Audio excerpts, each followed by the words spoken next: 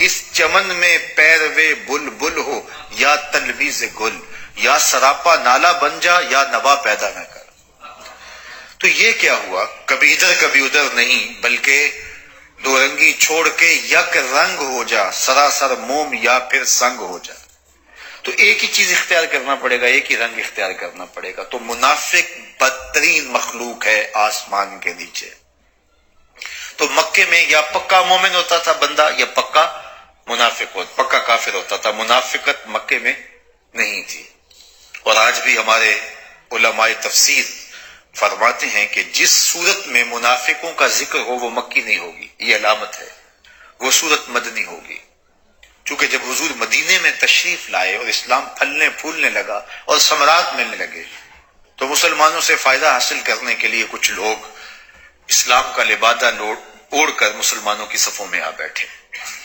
اوپر سے وہ مومن کہلاتے تھے، لیکن ان کے اندر کفر چھپا تھا، بغض چھپا تھا، رسول کریم کی دشمنی چھپی تھی۔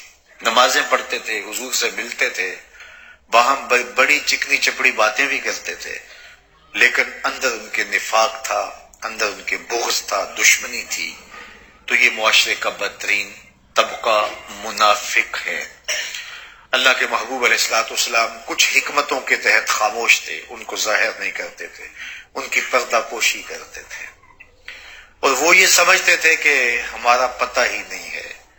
یہ تو نبی کی پردہ پوشی ہے کہ وہ تم کو پھر بھی ڈھانپ رہا ہے کہ شاید کبھی ان کے دل بدلے جائیں، جب بیٹھیں گے پاس آئیں گے تو ان کے دل تبدیل ہو جائیں۔ کچھ کے ہوئے بھی، لیکن جن کے نہیں ہونے تھے انہوں نے چاند ٹکڑے ہوتے دیکھا پھر بھی نہ بدلے، سورج کو پلٹتے دیکھا پھر بھی دل بدلے نہیں، اور درختوں کو کلمہ پڑھتے دیکھا پھر بھی جادو کہہ دیا۔ انہوں نے کنکروں کو حضور کے نام کی گواہی دیتے ہوئے دیکھا اور کہا یہ ابو کبشہ کے بیٹے کا جادو ہے جو سر چڑھ کے بول رہا ہے، پھر بھی نہیں مانے۔ اور جو ماننے والے تھے وہ حبشے سے آ کے مان گئے، ماننے والے فارس سے آ کے مان گئے۔ کول ہندیاں بھی کئیاں اپنا نہ جانیا، کول ہندیاں بھی کئیاں اپنا نہ جانیا، دل والے آکھیا دلدار آ گئے۔ تو یہ اپنی اپنی قسمت کی بات ہوتی ہے، یہ اپنے اپنے مقدر کی بات ہوتی ہے۔ کچھ پاس رہ کے بھی محروم رہے۔ ابو لہب رشتے میں چچا لگتا تھا، لیکن اس کا نام لے کے قرآن میں مذمت کی گئی۔ صرف ایک کافر کا نام ہے، نام لے کے مذمت کی گئی، تبت یدا ابی لہب وتب۔ جب حضور نے واز کیا نا تو حضور کی عادت تھی کہ شہادت کی انگلی اٹھاتے تھے، تو اس بدبخت نے دیکھا کہا تبا لک ہنالک سائر الیوم الہذا جمعتنا معاذ اللہ۔ تو اللہ تعالیٰ نے جواب دیا تبت یدا ابی لہب وتب، ظالم تیرے دونوں ٹوٹ جائیں، تو ہوتا کون ہے بات کرنے والا؟ نام لے کے مذمت کی گئی۔ ہاں رشتے میں چچا لگتا، لیکن نام لے کے مذمت کی گئی، اور کہا گیا لکم دینکم ولی یدین، تمہارا دین تمہارے ساتھ، ہمارا دین تم اور ہو ہم اور ہو، تمہارا ہمارا کوئی رشتہ نہیں۔ اور سلمان فارس سے آیا تھا، عربی النسل نہیں تھا، فارسی النسل تھا، لیکن ایسا قریب ہوا حضور نے ایک دن سر پہ ہاتھ رکھا، سینے سے لگایا اور بولے سلمان منا اہل البیت، سلمان ہمارے اہل بیت سے ہے۔ اہل بیت میں شامل کر لی حضرت سلمان فارسی کو۔ جو رشتے میں چچا لگتا تھا دتکار دیا گیا، نام لے کے مذمت کی گئی، قیامت تک لعنتیں برستی رہیں گی۔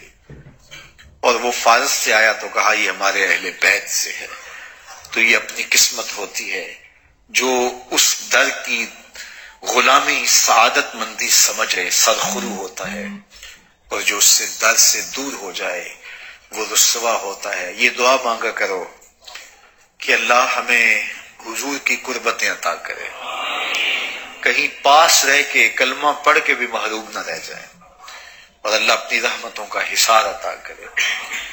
تو بات یہ ہے کہ منافق یہ سمجھتے تھے شاید ہمارا پتہ نہیں، لیکن حضور نے حضرت حذیفہ بن یمان کو بتایا ہوا تھا۔ حضرت حذیفہ کو کہا کہ یہ منافق ہیں اور یہ مومن ہیں، اور صاحب سر رسول اللہ صلی اللہ علیہ وسلم۔ حضور کے رازدان. اللہ اکبر. ایک دن حضرت عمر حذیفہ بن یمان کی دہلیز پہ کھڑے تھے، دروازے کو دستک دی. حذیفہ باہر آئے، پوچھا کدھر آئے ہو؟ اس وقت خیر تو ہے؟ کہا پوچھنے آیا ہوں کہیں حضور نے میرا نام تو نہیں بتایا، منافقوں میں کہیں میرا نام تو نہیں بتایا. کہا عمر کیا بات کرتے ہو، عمر تو سراج اہل جنت ہے، اہل جنت کا چراغ ہے. ان لوگوں کو اپنے ایمان کی اتنی فکر ہوتی تھی. حضرت ابو ملیکہ رضی اللہ تعالیٰ عنہ تابعی ہیں، بخاری کتاب الایمان میں ان سے ایک روایت مروی ہے. وہ فرماتے ہیں میں 30 اصحاب رسول سے ملا ہوں، میری زندگی میں 30 اصحاب سے ملاقات ہوئی ہے. میں نے ہر ایک کو ایمان کے بارے میں ڈاڈا فکر مند پایا ہے. سب کہتے تھے کہ میرا خاتمہ ٹھیک ہو جائے. رنگا رنگ سہیلیا پرن کڑے، پریا اوسدا جانیے جسدا توڑ چڑھے. وہ ڈرتے تھے ہمارا خاتمہ خیر پہ ہو جائے، خاتمہ ایمان پہ ہو جائے. اللہ اکبر. تو حضرت حذیفہ بن یمان کو حضور نے بتایا تھا کہ کون منافق ہے اور کون مومن ہے. صاحب و سر رسول اللہ، حضور کے رازدان. دجلہ کے کنارے پہ حضرت حذیفہ بن یمان کا مرکز انور تھا، حضرت سلمان فارسی رضی اللہ تعالیٰ عنہ کا بھی، حضرت جابر بن عبداللہ انصاری رضی اللہ تعالیٰ عنہ. ان 3 اصحاب کے مزار اکٹھے تھے. 1930 کے اندر یہ حاکم وقت کو خواب میں ملے کہ دریائے دجلہ کا پانی ہماری لہدوں میں داخل ہو گیا ہے، تو ہمیں یہاں سے منتقل کر دیا جائے. ایک دن خواب آیا، 2 دن خواب آئے. تیسرے دن جب خواب آیا تو اس نے مفتی شہر کو بلایا اور کہا کہ یہ خواب 3 دن سے مجھے آ رہا ہے. تو کہا کہ ٹھیک ہے، ان کی قبروں کو وہاں شفٹ کر دیا جائے، یہاں سے مدائن میں. تو وہاں سے پھر ان کی قبر کشائی کی گئی، ان 3 اصحاب کی. کہتے ہیں جب قبریں کھلی تو خوشبوؤں سے فضائیں بھر گئی. یہ 1930 کی کہانی ہے. مختلف ممالک کے حکمران بھی آئے اس موقع پر اور انہوں نے جی بھر کے زیارتیں کی. اور آج ان کے مزارات مدائن میں مرجع خلائق ہیں. اللہ کی مخلوق آتی ہے اور یہاں سے فیض لیتی ہے. میں حضرت حذیفہ بن یمان رضی اللہ تعالیٰ عنہ کی قبر پہ کھڑا تھا اور اللہ کی بارگاہ میں دعا مانگ رہا تھا، اللہ مجھے منافقت سے ہمیشہ کے لیے محفوظ کرنا. اور آپ کے لیے بھی یہ دعا مانگتا ہوں کہ اللہ ہمیں نفاق کے مرض سے محفوظ فرمائے، ہمیں کھرا اور سچا مسلمان بنائے. عمل میں کمزور ضرور ہے ہم، لیکن ہمارے اندر کوئی نفاق نہ پلنے اور منافقت نہ آنے پائے اور کوئی راہ نہ پا جائے نفاق. اللہ ہمیں خیر عطا کرے اور رحمتوں سے نوازے. تو حضرت عمر کی آرزو تھی کہ حضور کہیں منافقین کو نکال دینا کہیں، چونکہ ایسا ہوتا تھا کہ کبھی منافق آپس میں بات کرتے کہ یہ آسمان کی خبریں دیتے ہیں، ہمارا پتہ ہی نہیں، ہم اندر رہتے ہیں. یہ تو پردہ پوش رسول ہے کہ تمہارا پردہ رکھا ہوا ہے اور تم اعتراض ان پہ کر رہے ہو. ایک دن ایسا ہوا کہ حضرت عمر نماز پڑھنے کے لیے آئے تو دیکھا کہ لوگ باہر جا رہے ہیں. تو انہیں بڑے پریشانی ہوئی اور کہ میری نماز رہ گئی، جماعت رہ گئی. تو ایک صحابی کھڑے تھے دروازے پہ، تو جو ہی حضرت عمر قریب آئے ذرا تیزی سے چلتے ہوئے تو کہا عمر مبارک ہو. کہا مبارک کس بات کی؟ میری جماعت رہ گئی اور تم مجھے مبارک دے رہے ہو. کہا جماعت تو ابھی ہونے کو ہے. تو کہا پھر یہ لوگ کیوں جا رہے ہیں؟ کہا وہ تمہاری آرزو پوری ہو گئی. کہا کیا مطلب؟ کہا حضور نے نام لے لے کے منافقوں کو مسجد سے نکال دیا. حضور علیہ الصلوۃ والسلام منبر پہ جلوہ فراز ہوئے، فرمایا اخرج فلاں ابن فلاں من المسجد انت منافق. فلاں ابن فلاں مسجد سے دفع ہو جا، تو بھی منافق ہے، تو بھی منافق ہے، تو بھی منافق. 300 منافقوں کو حضور نے مسجد نبوی سے یوں نکال دیا. منافق الگ ہو گئے، مومن الگ ہو گئے، خبیث اور طیب الگ الگ کر دیے گئے. اللہ تعالیٰ جل شانہ نے اپنے محبوب علیہ الصلوۃ والسلام کو جب تک حکمت تھی اس امر سے منع کیا، اور جب حکمت تھی کہ ان کو نکال دیا جائے تو پھر منافق اور مسلمان الگ الگ کر دیے گئے. منافق بدترین مخلوق ہے اور جہنم کے سب سے نچلے درجے میں آگ میں جونسا جائے گا، جلایا جائے گا، کیونکہ یہ دو رخ رکھنے والا ہے، دو منہ رکھنے والا ہے۔ اسلام کو بڑی تکلیفیں پہنچائی منافقین نے۔ یہ مسجد قباء کے مقابلے میں باقاعدہ مسجد درار کے نام سے انہوں نے ایک کوٹھا بنا لیا، اور کیوں بنایا؟ کہ مسجد قباء کا رش توڑا جائے۔ یہ طیب پاکیزہ لوگ، حضور کے عاشق، اور یہ کہنے لگے یہ تو پتہ نہیں حضور علیہ الصلوۃ والسلام کو کس طرح مانتے ہیں، ہم ہیں اصل جو ہے وہ اللہ کی توحید اور اللہ کے دین کو ماننے والے، اور مسجد بنا لی باقاعدہ، اور حضور سے عرض کی کہ حضور آئیں اور 2 رکعتیں یہاں پڑھ لیں۔ مطلب کیا کہ آپ آئیں گے تو پھر لوگوں کا رجحان یہ ہو جائے گا۔ اللہ نے اپنے محبوب کو کہا کہ محبوب ادھر رخ بھی نہیں کرنا۔ پھر اس کو توڑا گیا اور آگ لگا کے جلایا گیا مسجد درار کو۔ وہ مسجد نہیں ہے، فرمایا یہ محاربت کی جگہ ہے، یہ لڑائی کی جگہ ہے، اسلام میں تفریق کی جگہ ہے۔ تو منافقوں نے ہر دور کے اندر، ایک دن منافقوں نے فیصلہ کیا کہ کچھ لوگوں کو کہا کہ مسلمان ہو جاؤ صبح کو، اور شام کو واپس پلٹ کے کافر ہو جانا، کہنا کہ ہم تو بڑے شوق سے آئے تھے، یہاں تو کچھ ملا ہی نہیں۔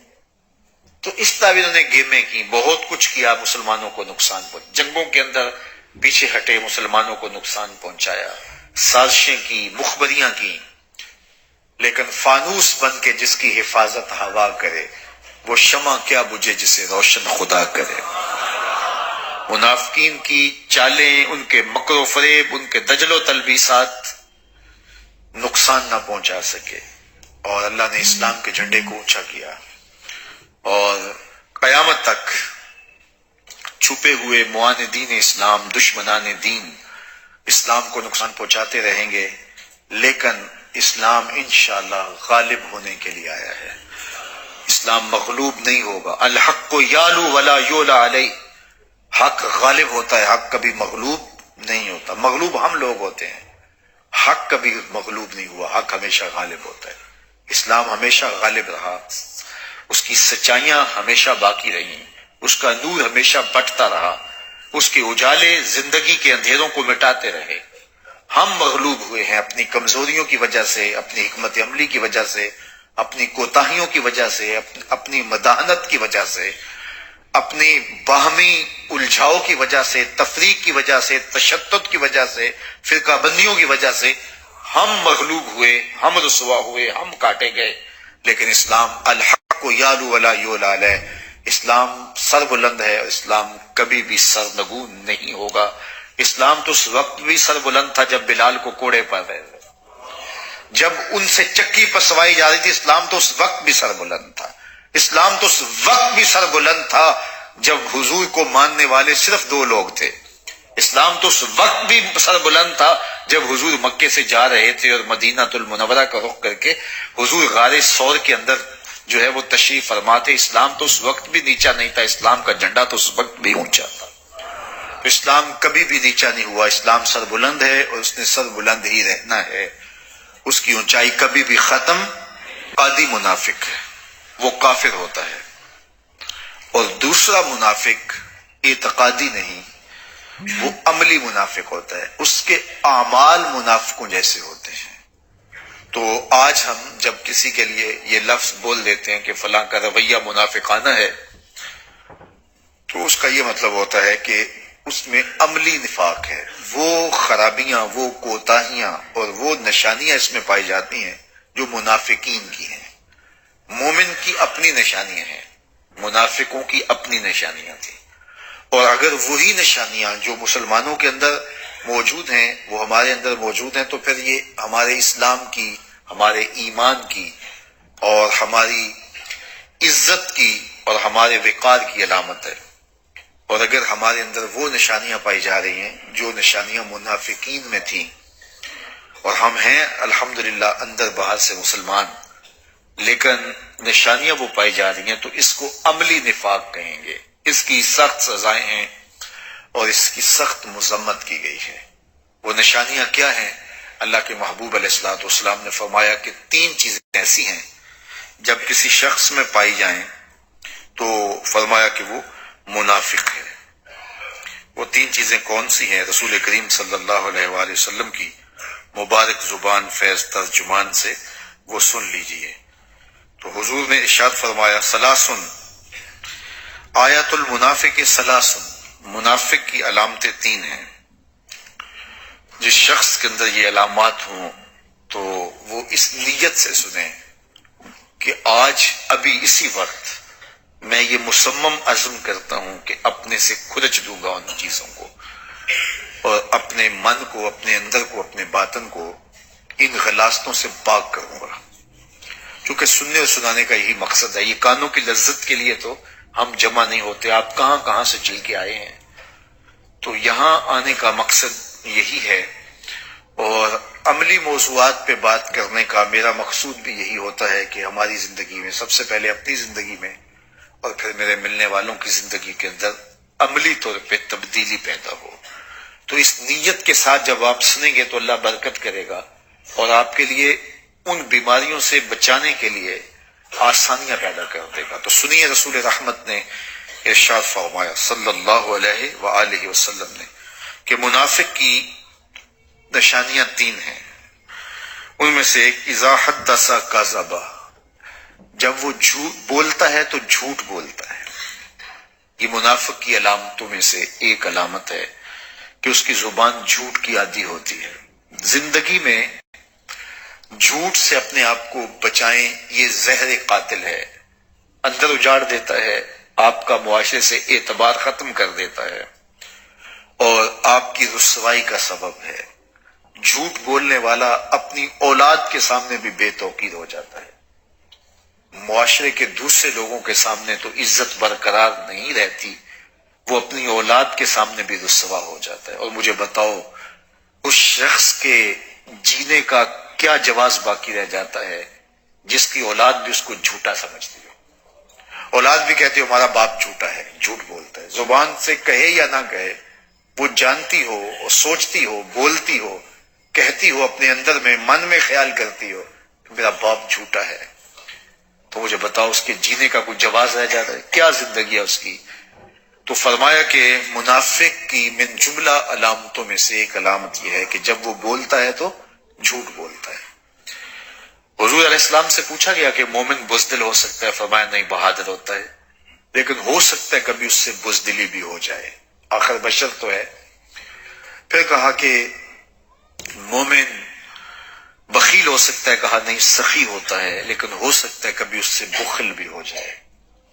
بلکہ ایک حدیث میں آتا ہے اولاد اولاد کے بارے میں مبخلتن مجبنتن، اولاد جب کسی شخص کی ہو جاتی ہے تو اس میں 2 کمیاں آ جاتی ہیں۔ جب تک وہ صاحب اولاد نہیں ہوتا تو یہ کمیاں نہیں ہوتی، کم ہوتی ہیں، لیکن جب وہ اولاد والا ہو جاتا ہے تو 2 کمیاں اس میں آ جاتی ہیں۔ اولاد بخیل بنا دیتی ہے، اولاد بزدل بنا دیتی ہے۔ صاحب اولاد تھوڑا سا بخل کرنے لگ جاتا ہے، اس کے اندر تھوڑی سی بزدلی، جب شادی شدہ نہیں ہوتا، صاحب اولاد نہیں ہوتا تو مشکل جگہوں پہ بھی چھلانگ لگا دیتا ہے، کوئی بات نہیں ہے، لیکن جب صاحب اولاد ہوتا ہے تو پھر کہیں کودنے سے پہلے اس کو اولاد کا خیال آتا ہے تو تھوڑا سا جو ہے وہ بزدل بھی ہو جاتا ہے۔ تو کہا مبخلتن مجبنتن، دو چیزیں اولاد کی وجہ سے پیدا ہو جاتی ہیں، مبخل بھی اور مجبن، یہ 2 چیزیں۔ تو کہا ہاں کبھی اس سے بخل بھی ہو سکتا ہے، کبھی اس سے بزدلی بھی ہو سکتی ہے، لیکن عمومی طور پہ وہ بہادر ہوتا ہے، عمومی طور پہ اس کی صفت ہے کہ وہ سخی ہوتا ہے۔ تیسری بات پوچھی کہ وہ جھوٹا ہو سکتا ہے؟ فرمایا جھوٹا نہیں ہو سکتا، یہ طے شدہ بات ہے کہ مومن جھوٹا نہیں ہو سکتا، تو مومن سچا ہوتا ہے۔ منافق کی یہ علامت ہے کہ منافق جب بولتا ہے جھوٹ بولتا ہے، اس کی زندگی میں کثرت کے ساتھ جھوٹ ہے۔ زندگی میں کبھی احیاناً، کبھی کبھار اگر زبان سے جھوٹ نکل جائے مزاح میں یا ویسے، تو اس کی فوراً توبہ کرنی چاہیے۔ جب کوئی شخص جھوٹ بولتا ہے اس کے منہ سے بدبو نکلتی ہے، اللہ کے فرشتے 1 میل دور تک چلے جاتے ہیں، رحمت کے فرشتے، اور اگر پھر بولتا ہے تو 1 میل اور چلے جاتے ہیں پیچھے۔ لوگ کہتے ہیں کہ ہمارا کاروبار خراب ہو گیا، گھر سے برکت اٹھ گئی، تو اس کا سبب یہ سمجھتے ہیں کسی نے تعویذ ڈال دیے۔ میاں جھوٹ چھوڑ دو، رحمت کے فرشتے نیڑے آ جائیں گے، تمہارے گھروں کے دور چلے گئے۔ تم نے گھر میں تعویذ باندھ دیا، گھر میں ہنڈیاں بھی الٹی لٹکا دی، تم نے جو ہے وہ بتیاں بھی جلائیں گھر میں، تم نے بڑا کچھ کیا لیکن جھوٹ نہیں چھوڑا۔ تمہاری بتیاں جلانے سے، تعویذ لٹکانے سے فرشتے واپس نہیں آئیں گے، فرشتے واپس تب آئیں گے جب جھوٹ چھوڑو گے۔ تو جھوٹ چھوڑو، رحمت کے فرشتے نیڑے آ گئے تو رحمتیں برسنا شروع ہو جائیں۔ تو ہم اور سب بیماری اور علاج اور کر رہے ہیں۔ کچھ لوگوں کا تو کام ہی جب بھی کوئی مشکل بنی تعویذ لینے دوڑ پڑتے ہیں، اور بابا بھی کہتا ہے چنگا ہو گیا تو آ گیا ورنہ چل جانا سی تعویذ۔ چونکہ اگر وہ یہ نہ بتائے تو اس کا تو کاروبار ختم ہو گیا، وہ تو بیٹھا اسی کام کے لیے ہے۔ اس نے تو جو ہے وہ کاٹن جو ہے وہ رات فوٹو سٹیٹ کروا کے رکھے ہوئے، 10 اس کو دینے ہیں، 15 اس کو دینے ہیں، وہ تو کام ہی یہ کرتا ہے۔ اور وہ کہے کہ نہیں بابا تیرے گھر میں جھوٹ ہے، تیرے رزق میں ملاوٹ ہے، تیرے گھر میں تو نماز نہیں پڑھتا، تو سجدہ ریز نہیں ہوتا، تیرے یہ خرابیاں، تو پھر بابے کے پاس کسی نے کیا لینے آنا ہے؟ جب مشکل ہوگی تو مصلے پہ سر جھکائے گا، بابا تو بھوکا مر جائے گا۔ اس لیے بابا کہتا چنگا ہو گیا تم آیا ویلے سر آ گیا، نہیں تو یہ چل جانتے، تبھی تو کچھ لینا ہی نہیں تھا۔ پھر مریض بن جائے، ہر اتوار کو بابے کے در پہ حاضری دینی پڑتی ہے۔ چھوڑو بابوں کو، اللہ کی چوکھٹ پہ آ جاؤ۔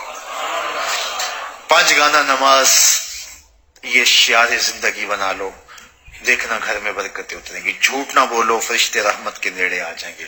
ہر بار جھوٹ بولیں گے، 1 میل، ذرا سوچے نا، ہر بندہ یہاں بیٹھے سوچے ہمارے فرشتے کتنے کو دور ہو چکے ہوں گے، کسی کے 60 کلومیٹر دور، کسی کے ہزاروں میل دور، سویر سے لے کر جھوٹ ہی جھوٹ روز کتنا اور پیچھے دھکیل دیتے ہیں۔ پچھلے سارے گناہوں سے توبہ کرو، کریم وہ اتنا ہے، فرشتوں کو حکم کرے گا واپس جاؤ، اس کے گھر کے اوپر اپنے پر ڈال دو۔ یا اللہ اس سے تو بدبو دی اور ہم یہاں تک آئے، کہا توبہ کر دیا، اس گھر میں خوشبوؤں کے بسیرے ہو گئے۔ تو جھوٹ سے توبہ کرو، یہ علامت ہے نفاق کی۔ تھوڑی سی تکلیف ہوتی ہے، جو بندہ عادی جھوٹ ہوتا ہے اس کے لیے وہ چسکا لگ گیا ہوتا ہے نا جھوٹ بولنے کا، نشہ لگ جائے کسی کو تو نشہ اتنی جلدی چھٹتا تو نہیں ہے، حالانکہ وہ خود بھی جان رہا ہوتا ہے کہ برا ہے۔ گھر کے برتن بیچ دیتے ہیں نشے والے، لیکن اس کے باوجود چھٹتا نہیں ہے۔ لیکن جو ہے وہ کوشش کر کے جب چھوڑ لیں گے، سچی توبہ جب انسان اپنے دل سے کرتا ہے تو آسان ہو جاتا ہے۔ سچ میں طمانیت ہے اور جھوٹ میں جو ہے وہ ریبہ فرمایا گیا، جھوٹ کے اندر بے چینی ہے، اضطراب ہے، اندر کی بے قراری ہے۔ اس لیے سچائی کی طرف آؤ۔ یہ منافق کی علامت ہے کہ جب وہ بولتا ہے جھوٹ بولتا ہے۔ دوسرا ارشاد فرمایا وَإِذَا وَعَدَ أَخْلَفَ، جب وہ وعدہ کرتا ہے تو وعدہ خلافی کرتا ہے۔ یہ منافق کی علامت ہے کہ وہ وعدہ پورا نہیں کرتا۔ میرے حضور کسی سے وعدہ کرتے ہیں کہ تیرے آنے تک یہاں کھڑا ہوں، اور وہ جا کے بھول جاتا ہے۔ میرے حضور 3 دن کھڑے رہتے ہیں، حاجات ضروریہ کے لیے جاتے ہیں، پھر آ کے کھڑے ہو جاتے ہیں۔ 3 دن کے بعد اچانک وہاں سے گزرا، دیکھا تو حضور کھڑے ہیں۔ بڑی شرمندگی ہوئی، ڈرتا ہوا آگے بڑھا، صرف اتنا کہا یار تو نے مشقت میں ڈال دیا۔ 3 دن تک میرے حضور کھڑے، اور میں کہتا ہوں وہ تو 3 دن بعد واپس آ گیا۔ وہ نہ آتا 3 سال بھی کھڑا رہنا ہوتا، میرے حضور کھڑے رہتے کہ میں نے اس سے وعدہ کیا ہوا ہے۔ اور میں اور آپ دیکھیں کہ ہم کہاں کھڑے ہیں۔ ہم کسی سے وعدہ کریں، ہم خود وعدہ کرتے ہیں تمہیں 6 ماہ کے بعد پیسے دیں گے، وہ بیچارہ 6 ماہ کے بعد بھی جو ہے وہ 1 ماہ اور اوپر گزار لیتا ہے کہ چلو کوئی بات نہیں ہے، اور ہم اس کی موت کی دعا کر رہے ہیں یا اللہ فوت ہی ہو جائے تو اچھی بات ہے۔ تو پھر ہم کہیں کہ اللہ کی رحمتیں ہمیں نصیب ہوں، یار وعدہ کیا ہے اپنا تن بھی بیچ کے دینا پڑے تو دیں گے۔ جو وعدہ کیا ہے جہاں کھڑے ہوئے ہیں وہاں کھڑے رہیں گے، چاہے اس کی کتنی بھی اذیت ہمیں کیوں نہ سہنی پڑے۔ جب وعدہ کیا ہے تو پھر اس کو پورا کرو، اللہ تمہیں برکت دے گا۔ اس وعدہ کے پورا کرنے سے اللہ تمہیں اپنی رحمت۔ یہ رویے نفاق کے ہیں کہ جب وعدہ کرے تو اس کو پورا نہ کرے۔ تیسری بات میرے حضور نے ارشاد فرمائی وَإِذَا تُمِنَ خَانَ، جب اس کے پاس امانت رکھی جائے تو خیانت کرے۔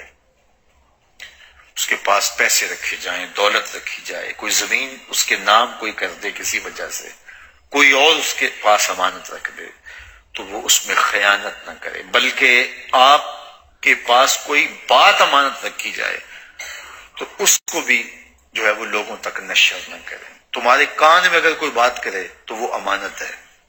بلکہ یہاں تک ارشاد فرمایا کہ جب کوئی شخص تم سے بات کر رہا ہو اور وہ دائیں بائیں دیکھ رہا ہو تو اس کا مطلب ہے کہ وہ یہ چاہ رہا ہے کہ اس کو کوئی اور نہ سنے، تو وہ تمہیں نہ بھی کہے تو وہ امانت ہے. ایک تو کہے نا کہ یہ بات تمہارے پاس امانت ہے، تم سے کر رہا ہوں، کسی اور سے نہیں کی، اور وہ بیچارہ گھر پہنچتا ہے تو کئیوں تک وہ بات پہنچ چکی ہوتی ہے. تو یہ نہیں، بلکہ وہ یہ بھی نہ کہے کہ یہ تمہارے پاس امانت ہے، لیکن جب وہ بات کر رہا ہو تو دائیں بائیں دیکھ رہا ہو، تو پھر اس کا مطلب یہ ہے کہ وہ یہ چاہ رہا ہے کہ یہ بات کوئی اور نہ سنے. تو پھر صاحب امانت کو چاہیے کہ کوئی اور نہ سنے. یہ امانت ہے اور اس امانت کو پورا کیا جائے. امانتوں کو ادا کرو، امانتوں کو پورا کرو. جو تم نے کسی سے عہد کیا ہے اس عہد پر پورا اترو. میرے حضور نے فرمایا لا دین لمن لا عہد لہ، اس کا دین ہی نہیں ہے جس کا کوئی عہد نہیں ہے. عہد کی پاسداری جو نہیں کرتا اس کا دین ہی نہیں ہے. جب عہد کی پاسداری نہیں کرو گے تو یہ منافقانہ رویہ ہوگا اور تم پر خدا کی رحمتیں نہیں اتریں گی. ماضی میں ایک حکمران نے کہا تھا کہ عہد کوئی قرآن و حدیث ہے؟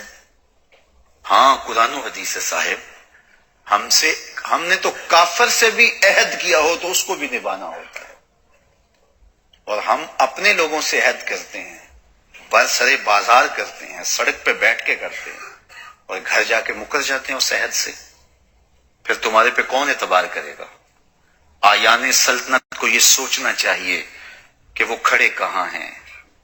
جو ان اقدار کی پاسبانی نہیں کر سکتے، عہد نبھا نہیں سکتے جو لکھا ہوا ہے، تو پھر کس طرح ان پر اعتبار ہوگا؟ اور وہ کہیں کہ اللہ کی رحمتیں اترے ہمارے اوپر، کبھی نازل نہیں ہوں گی. یہ وہ اقدار ہیں جن کی پاسبانی تو کافر بھی کرتے ہیں. جب عہد کر لیا پھر پورا کرتے ہیں. اور ہم اپنوں کے ساتھ جب عہد کی پاسبانی نہ کریں، وعدے پورے نہ کریں، تو پھر اللہ تعالیٰ کی طرف سے ہمیں محرومیوں کا شکار کیا جائے گا اور ہم ان الجھنوں میں پھنسا دیے جائیں گے جس سے نکلنے کا راستہ ہمیں نہیں ملے گا. اس لیے میں حاکمان وقت سے مخاطب ہوں کہ وہ اس پہ غور کریں کہ وہ کھڑے کہاں ہیں اور ان کے کردار نے جو ہے وہ کس رنگ کے گل کھلانے شروع کر دیے ہیں. میں کیا شرمندہ نہیں ہوں کہ آج ایک کافر اسمبلی میں کھڑا ہو کے شراب کی حرمت کی بات کرتا ہو اور کلمہ پڑھنے والے کہیں نہیں شراب چلنی چاہیے. تو پھر اس اسمبلی پر اللہ کی رحمتیں اتریں گی یا محرومیاں نازل ہوں گی؟ میں نے تو اس وقت بھی کہا تھا، آپ کو یاد ہوگا، جب یہ الیکشن کی گرما گرمی تھی تو میں نے کہا تھا مجھے تو کچھ دکھائی نہیں دے رہا. ہم نے پھولوں کی آرزو کی تھی، آنکھوں میں موتیا اتر آیا. اللہ میرے وطن کی خیر فرمائے اور اس ملک کو امن کی بہاریں عطا کر دے. تیسری علامت یہ ارشاد فرمائی اور چوتھی علامت یہ ارشاد فرمائی کہ وَإِذَا خَاصَمَ فَجَرَ، منافق جب کسی سے لڑ پڑتا ہے تو گالیاں دیتا ہے.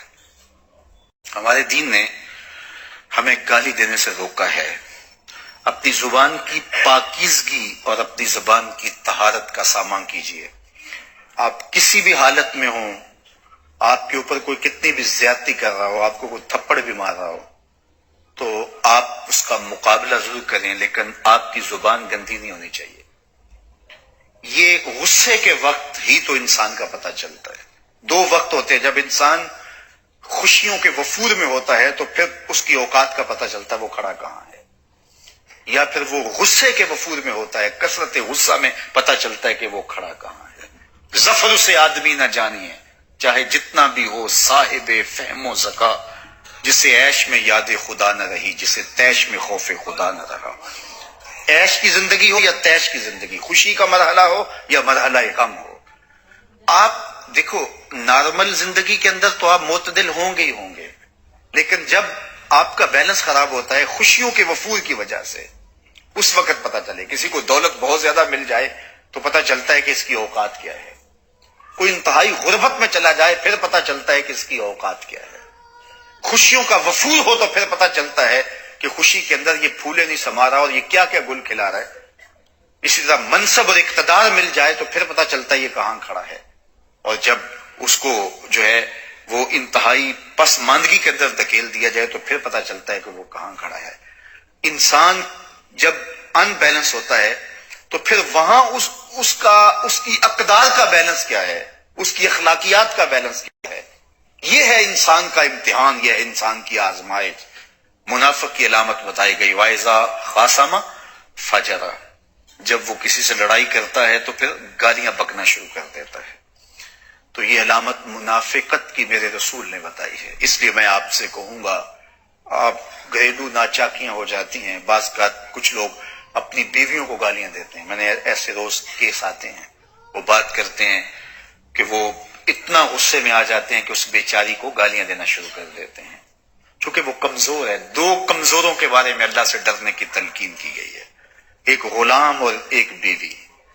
یہ بیچاری بھاگ کے جا نہیں سکتی، پھر غریب ماں باپ کی بیٹی ہو، سسک کے رشتہ ہوا ہو، اور باقی بہنیں جوان گھر بیٹھی ہوں، ان کا رشتہ ہو نہ رہا ہو، تو یہ بھی گھر جا کے بیٹھ جائے، کبھی نہیں بیٹھے گی، گالیاں سہلے گی، خون کے گھونٹ پی لے گی، لیکن کچھ نہیں بولے گی آگے سے۔